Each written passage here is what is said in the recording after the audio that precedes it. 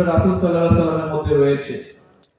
আমরা জীবনে পথ চলার ক্ষেত্রে আমরা নানান মত নানান পথকে বেছে নিয়েছি, কিন্তু আল্লাহ রাব্বুল আলামিন তার পবিত্র কোরআনে বলেছেন রাসূল সাল্লাল্লাহু আলাইহি ওয়াসাল্লামের আদর্শই হচ্ছে আমাদের জন্য উত্তম আদর্শ। রাসূল সাল্লাল্লাহু আলাইহি ওয়াসাল্লামের জীবনে 63 বছর গিয়েছিলেন।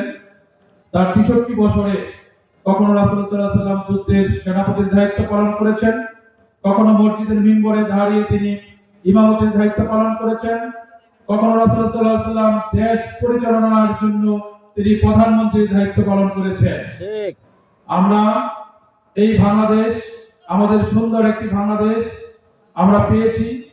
বিগত 16-17 বছর আমরা আমাদের মত প্রকাশ করার জন্য আমরা সুযোগটুকু পাইনি।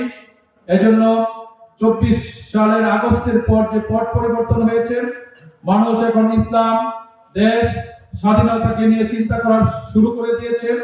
আগামী দিনে যাতে করে আমরা ন্যায় ইনসাফ ভিত্তিক সমাজ প্রতিষ্ঠা, অসহায় মজলুম মানবতাকে সাথে নিয়ে সুন্দর একটি সমাজ প্রতিষ্ঠা করা যায়, যেমনি ভাবে রাসূল সাল্লাল্লাহু আলাইহি ওয়াসাল্লাম তার 63 বছরে তার সুন্দর এবং বৈপ্লবিক সমাজ প্রতিষ্ঠা করেছিলেন।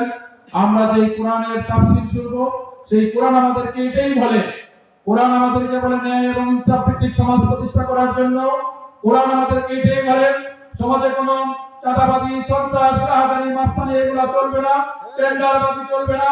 দেশ পরিচালনা হবে রাসূল সাল্লাল্লাহু আলাইহি ওয়াসাল্লামের সমাজ যেভাবে পরিচালনা করেছিল, রাসূল সাল্লাল্লাহু আলাইহি ওয়াসাল্লাম 63 বছরে তার জীবন যেভাবে পরিচালনা করেছিল সেইভাবে আমাদের দেশ চলতে হবে। এজন্য প্রিয় এলাকাবাসীকে উদাত্ত আহ্বান জানাবো, আসুন ইসলাম, দেশ, মানবতার পক্ষে কাজ করে প্রকৃতপক্ষে একটি সুন্দর এবং কল্যাণ রাষ্ট্র যাতে প্রতিষ্ঠা করা যায়, এজন্য সবাইকে সেই দাওয়াত দিয়ে আমি আমার কথা শেষ করছি। যারা সুযোগ দিয়েছেন তাদেরকে ধন্যবাদ জানাচ্ছি। আসসালামু আলাইকুম ওয়া রাহমাতুল্লাহি ওয়া বারাকাতুহু। ওয়া আলাইকুম আসসালাম।